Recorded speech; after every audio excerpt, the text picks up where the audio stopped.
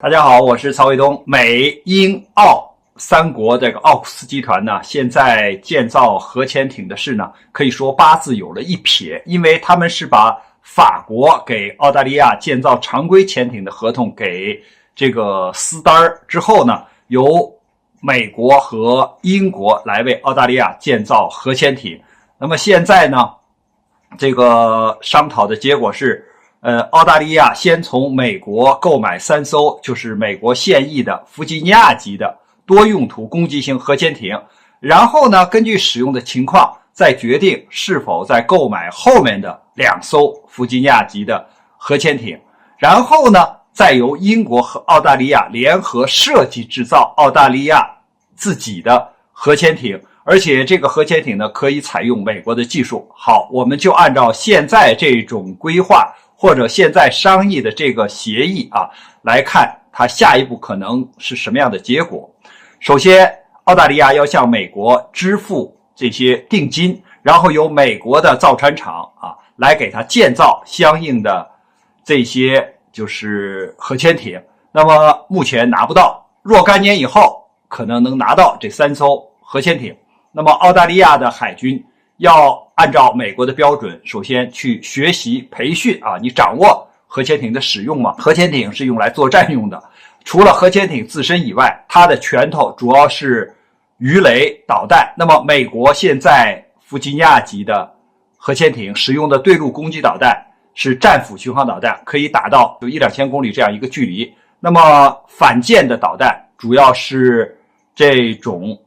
鱼叉反舰导弹，或者是这种重型的马克就是几的这种重型的鱼雷。这些导弹和鱼雷的价格都是非常非常昂贵的有的国家和地区购买的时候都是分批买的。好，你现在买了核潜艇，再买这些武器装备，然后呢还有一个人员的培训，还有一个将来这些核潜艇一旦运作起来，它有一个维修保养的费用和使用的费用，就像我们买了宝马奔驰的汽车一样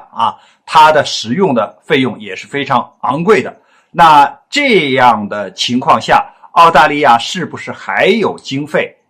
来投入到和英国一块来研发新的核潜艇因为你的国防经费可不像美国那么充足，可不像英国那么充足，你还要给空军使用，你还要给陆军使用，你还要给自己的水面舰艇使用你可不就是这几艘核潜艇的事情。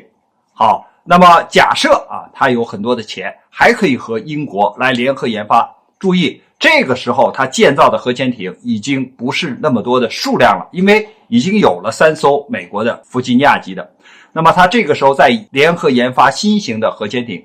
当它研发出这种新型的核潜艇的时候首先这是一个新的产品，它的可靠性并不高，那么这个造价呢却非常的昂贵，因为它需要的数量不多，只是澳大利亚用，其他的国家不会用的，所以这就导致了它的成本会非常的昂贵。到那个时候就是你的弗吉尼亚级已经用了10几年，你再制造新的潜艇，可能制造出来就是一个落后的潜艇，甚至是不如弗吉尼亚级更可靠的潜艇。那这样的潜艇你还会造吗？所以很有可能这种潜艇就会泡汤，结果是继续购买美国的弗吉尼亚级的核潜艇，或者是干脆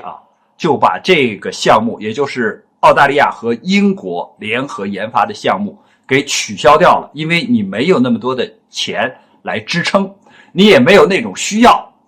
那么我们看这个结果，就是奥库斯所谓的美、英、澳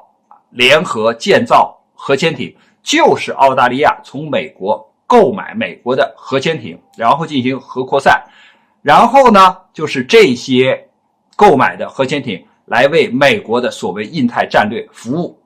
就是这么一个关系。所以我们看就是这件事情撬了法国的单儿，然后好像是英美澳的一种同盟，最后呢钱都被美国赚去，而且你产生或者购买的这些装备要为美国的利益服务，并不是保卫澳大利亚的安全。关于这个话题呢，我们今天先聊到这儿，感谢大家观看本节目，我们下期节目再见。